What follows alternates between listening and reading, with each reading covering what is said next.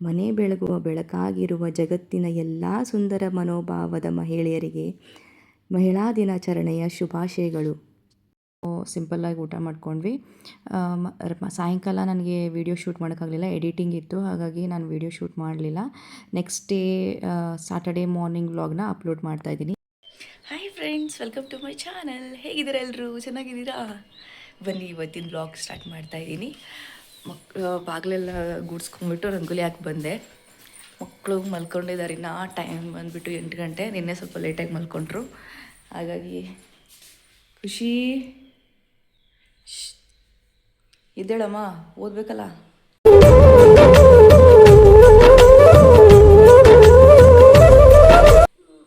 ಹೇಳು ಮತ್ತೆ. ಓಂ ಓಂ ಎದ್ದೇಳು ಓಂ. ಪಾಪ ಲೇಟಾಗಿ ಮಲ್ಕೊಂಡಿದ್ರು ನಿನ್ನೆ, ಹಾಗಾಗಿ ಎಬ್ಬಿಸ್ಲಿಲ್ಲ ಬೇಗ. ಇವಾಗ ಎಬ್ಬಿಸ್ತಾ ಇದ್ದೀನಿ. ಇವನು ನಿನ್ನೆ ಎಲ್ಲ ರಿವಿಷನ್ ಮಾಡಿಬಿಟ್ಟೆ ಮಲಗಿದ್ದಾನೆ. ಇವಾಗ ಇನ್ನೊಂದ್ಸತಿ ಓದ್ಕೋಬೇಕು. ಓಂ ಎದ್ದೇಳು ಕಂದ, ಓದ್ಕೋಬೇಕಲ್ಲ ಒಂದ್ಸತಿ. ಓದ್ಕೊಂಡ್ಬಿಟ್ಟು 12:30 ಬರುತ್ತೆ ಇವತ್ತು ಬಸ್ಸು. ಎದ್ದೇಳು ಮತ್ತೆ. ಗುಡ್ ಮಾರ್ನಿಂಗ್ ಹೇಳು ಎಲ್ಲರಿಗೂ. ಹಾಯ್ ಹೇಳು. ವಾಹ್, ಕ್ಯಾ ಆಕ್ಟಿಂಗ್ ಕರ್ ರಹಾ ಹೈ. ಎದ್ದೇಳು ಮತ್ತೆ. ಎದ್ದು ಮುಖ ತೊಳ್ಕೊಂಡು ಬಾ. ಖುಷಿ ಇವಳು ಇಷ್ಟೇ ಫ್ರೆಂಡ್ಸ್. ಇವಳಿಗೆ ಎಬ್ಸೋಕ್ಕೆ ಬ್ರಹ್ಮನೇ ಬರಬೇಕು, ಆ ಥರ ಮಾಡ್ತಾಳೆ. ಅವನಾದರೆ ಪಟ್ ಅಂತ ಎದ್ದೇಳ್ತಾನೆ. ಖುಷಿ ಎದ್ದೇಳು ಬೇಗ, ಎದ್ದೇಳು, ರಿವಿಷನ್ ಮಾಡುವಂತೆ. ನೋಡಿ ಹಿಂಗೇನೆ ಎದ್ದೇಳಮ್ಮ. ಬನ್ನಿ ಫ್ರೆಂಡ್ಸ್, ಇವಾಗ ಟಿಫಿನ್ ಮಾಡಬೇಕು. ಏನು ಮಾಡಬೇಕಂತನೇ ತಲೆನೋವು. ಡೈಲಿ ನಮ್ಮ ಹೆಣ್ಮಕ್ಳಿಗೆ ಇದೇ ಗೋಳು. ಏನು ಮಾಡಬೇಕು, ಇವತ್ತೇನು ಮಾಡಬೇಕು, ಮಧ್ಯಾಹ್ನಕ್ಕೆ ಏನು ಮಾಡಬೇಕು, ನೈಟಿಗೆ ಏನು ಮಾಡಬೇಕು, ಬೆಳಗ್ಗೆಗೆ ಏನು ಮಾಡಬೇಕು, ಇದೇ ಗೋಳು. ನಿನ್ನೆ ಮರ್ತೋಗ್ಬಿಟ್ಟೆ ಫ್ರೆಂಡ್ಸ್, ದೋಸೆಗಾದ್ರೆ ಇಡ್ಲಿಗಾದ್ರೆ ಹಾಕಬೇಕಾಗಿತ್ತು, ಹಾಕಲಿಲ್ಲ. ಇವಾಗ ಚಪಾತಿ ಮಾಡಿಬಿಡ್ತೀನಿ. ಮಲ್ಕೊಂಡಿರೋವಾಗ್ಲೇ ಎದ್ದೇಳುವಾಗ್ಲೇ ಪ್ಲ್ಯಾನ್ ಮಾಡ್ಕೊತೀನಿ ಇವತ್ತೇನು ಮಾಡಬೇಕಿತ್ತು ಅಂತ.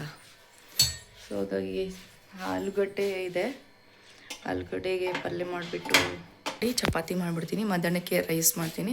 ಇವ್ರು ಮಧ್ಯಾಹ್ನ ಎಕ್ಸಾಮ್ಸಿಗೆ ಹೋಗ್ತಾರೆ. ಸೊ ಊಟ ಮಾಡ್ಕೊಂಡೇ ಹೋಗ್ತಾರೆ. ಹಾಗಾಗಿ ಇವಾಗ ಟಿಫಿನ್ಗೆ ಚಪಾತಿ ಮತ್ತು ಆಲೂಗಡ್ಡೆ ಪಲ್ಯ ಮಾಡಿಬಿಟ್ಟು ಅವರಿಗೆ ಸ್ವಲ್ಪ ಓದಿಸ್ಬೇಕು, ರಿವಿಷನ್ ಮಾಡಿಸ್ಬೇಕು. ನಾನು ಬೇರೆ ಕೆಲಸ ಮಾಡ್ಕೊಂಡು ಕೂತ್ಕೊಂಡ್ರೆ ಅವ್ರಿಗೆ ರಿವಿಷನ್ ಮಾಡ್ಸೋಕ್ಕಾಗಲ್ಲ. ಸೊ ರಿವಿಷನ್ ಮಾಡಿಸ್ಬಿಟ್ಟು ನಂತರ ಅವ್ರನ್ನ ಕಳಿಸಿ ಆಮೇಲೆ ಬೇರೆ ಕೆಲಸ ಎಲ್ಲ ಮಾಡ್ಕೊಳ್ತೀನಿ. ಸದ್ಯಕ್ಕೆ ಟಿಫಿನ್ ಮಾಡೋಣ ಬನ್ನಿ ಫ್ರೆಂಡ್ಸ್. ಸಾಹೇಬ್ರೇನೋ ಅಂದಿದ್ರಿ ನಿನ್ನೆ, ಏನೋ ಹೇಳಿದ್ರಿ. ಬೇಜಾರಾಗಿದೆ ಮನೇಲಿ ತಿಂದ್ಬಿಟ್ಟು. ಹೋಟ್ಲ್ ಕರ್ಕೊಂಡು ಹೋಗಿ ತಿನ್ಕೊಳ್ತೀವಿ ಅಂತ. ಇಲ್ಲಿಂದ ಹೋಗೋಕ್ಕೆ ಫ್ರೆಂಡ್ಸ್ ಹಸಿವಾಗಿ ಹಿಂಗಿ ಬಿದ್ದೋಗ್ತೀವಿ ಆ ಥರ. ಇಲ್ಲಿಂದ ಸಿಟಿಗೆ ಹೋಗ್ಬೇಕಾದ್ರೆ 1 ಅವರು. ಹಾಗಾಗಿ ಮನೇಲಿ ಏನಿರುತ್ತೆ ಅದನ್ನೇ ಮಾಡಲೇಬೇಕು. ಇವ್ರು ಹೇಳಿದ್ರು ಬೆಳಗ್ಗೆ ನಾನೇ ಮಂಡಳ ಒಗ್ಗರಣೆ ಮಿರ್ಚಿ ಮಾಡಿಕೊಡ್ತೀನಿ ಅಂತ. ಅವ್ರು ಮಾಡಿಕೊಟ್ಟಂಗೆ ನಾವು ತಿಂದಂಗೆ ಆ ಥರ ಹೇಳ್ಬಿಟ್ಟಿದ್ರು ಫ್ರೆಂಡ್ಸ್. ನಾನು ಹಿಂಗೆ ಮಾಡಿಕೊಡ್ತಾರೆ ನನ್ನ ಗಂಡ, ತಿನ್ಬೋದು ಬಿಡು ಅಂತ ಅನ್ಕೊಂಬಿಟ್ರೆ ಅಷ್ಟೇ, ಹೊಟ್ಟೆಗೆ ತಣ್ಣೀರು ಪಟ್ಟೆನೆ. ಏನು ಮಾಡೋಕ್ಕಾಗಲ್ಲ ಫ್ರೆಂಡ್ಸ್, ಮಾಡಲೇಬೇಕು. ಮಾಡೋಣ ಬನ್ನಿ. ನಾವಾದರೂ ಏನು ಮಾಡಬೇಕು, ಮನೇಲಿ ಇದ್ಬಿಟ್ಟು. ಅವ್ರು ಹೊರಗಡೆ ಹೋಗ್ತಾರೆ, ನಾವು ಮನೇಲಿ ಇದ್ಬಿಟ್ಟು ಮಾಡಲಿಲ್ಲ ಅಂದರೆ ಹೆಂಗೆ ಅಲ್ವಾ? ಎಲ್ಲದಕ್ಕೂ ಕಾಂಪ್ರಮೈಸ್ ಹಾಕ್ಕೊಂಡು ಹೋಗಬೇಕು ಅಷ್ಟೇ ಲೈಫ್. ಆಲ್ರೆಡಿ ಲೇಟ್ ಆಗಿದೆ. ಇವರು 9 o'clock ಹೋಗ್ಬಿಡ್ತಾರೆ ಆಫೀಸಿಗೆ.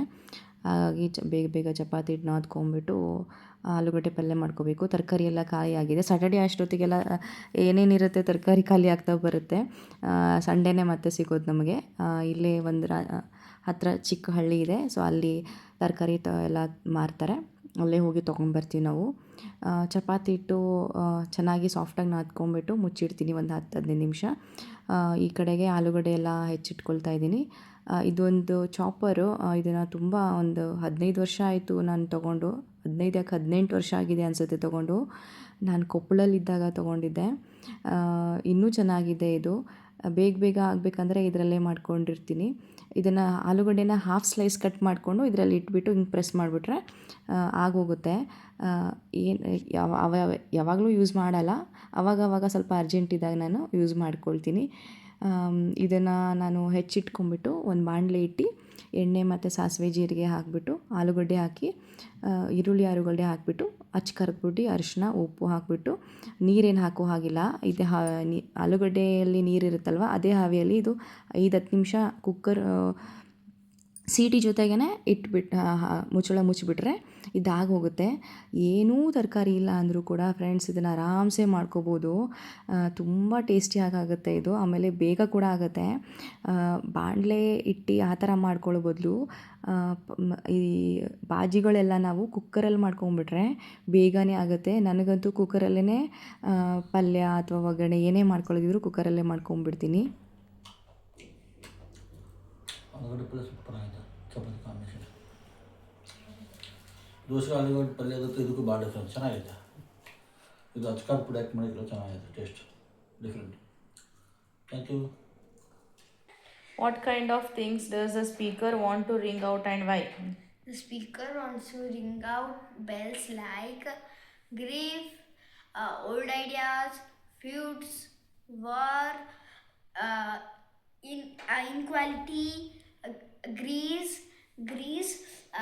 He wants the world to be a better place and allow good things to happen.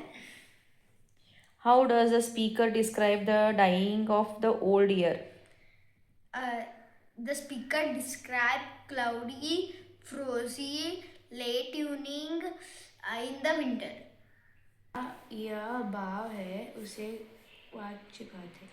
So ಯಾವುದೇ ಏನು ಆ್ಯಕ್ಷನ್ ಮಾಡಿರ್ತೀವಲ್ಲ ಅದಕ್ಕೊಂದು ಕ್ಯಾರೆಕ್ಟರೈಸೇಷನ್ ಮಾಡುವಂಥದ್ದಕ್ಕೆ ನಾವೇನಂತ ಹೇಳ್ತೀವಿ, ಪರಿಭಾಷೆ ಅಂದರೆ ಈ ವಾಚ್ಯ ಅಂತ ಕರಿತೀವಿ. ವಾಚ್ಯದಲ್ಲಿ 3 टाइप्स दो ಅಂದರೆ 3 बेद्स 3 भेद है. कौन सा? ಕರ್ತವ್ಯಾಚ, ಕರ್ಮವ್ಯಾಚ, ಭಾವವ್ಯಾಚ. ಕರ್ತವ್ಯಾಚ ಅಂದರೆ ನಮ್ಮ ರೆಸ್ಪಾನ್ಸಿಬಿಲಿಟೀಸು, ಆಯಿತಾ. ಕರ್ಮವಾಚ್ಯ ಅಂದ್ರೆ ನಾವು ಮಾಡುವಂಥ ಆ್ಯಕ್ಷನ್ನು, ವರ್ಕು. ಭಾವವಾಚ್ಯ ಅಂದ್ರೆ ಎಕ್ಸ್ಪ್ರೆಷನ್ನು, ಓಕೆ, ನಮ್ದೇನು ಫೀಲಿಂಗ್ಸ್ ಇರುತ್ತಲ್ಲ ಅದು.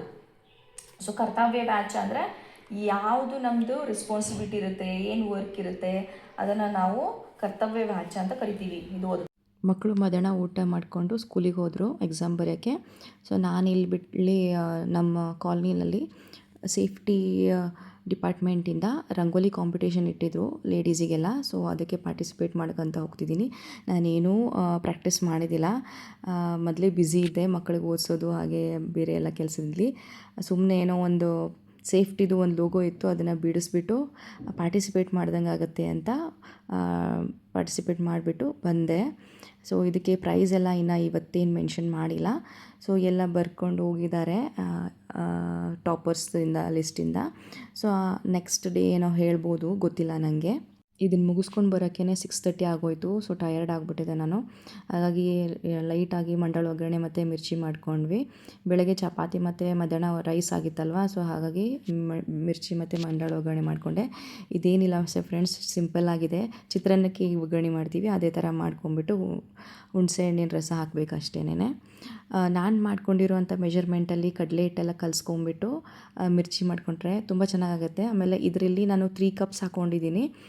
ಒಂದು 20 to 25 ಮಿರ್ಚಿ ಆಗುತ್ತೆ, ಚೆನ್ನಾಗಾಗುತ್ತೆ. ನಾನು ಮಾಡ್ಕೊಂಡಿರೋ ಮೆಜರ್ಮೆಂಟಲ್ಲಿ ಮಾಡಿ 3 ಕಪ್ ಗ್ರಾಮ್ ಫ್ಲೋರ್ ಹಾಕ್ಕೊಂಬಿಟ್ಟು 1 ಕಪ್ ವಾಟ್ರ್ ಹಾಕ್ಕೊಳ್ಳಿ, ಸರಿ ಆಗುತ್ತೆ. ಆಮೇಲೆ ಇದನ್ನು ಚೆನ್ನಾಗಿ ಬೀಟ್ ಮಾಡಬೇಕು, ಅಂದ್ರೇ ಮಿರ್ಚಿ ಚೆನ್ನಾಗಿ ಬರೋದು.